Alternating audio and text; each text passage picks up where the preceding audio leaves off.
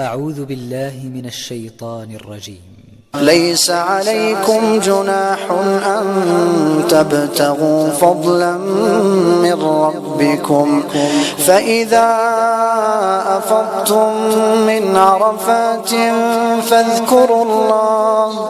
فاذكروا الله عند المشعر الحرام واذكروه كما هداكم وإن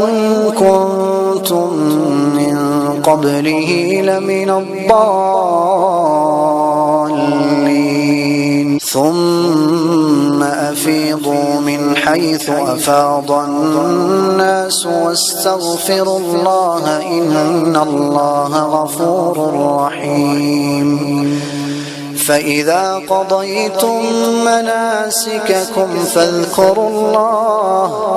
فاذكروا الله كذكركم آباءكم أو أشد ذكرا فمن الناس من يقول ربنا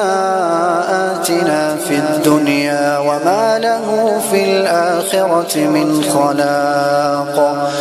ومنهم من يقول ربنا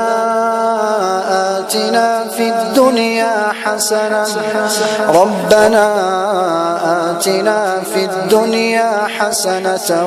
وفي الآخرة حسنة وقنا عذاب النار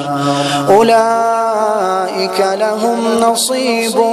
مما كسبوا والله سريع الحساب.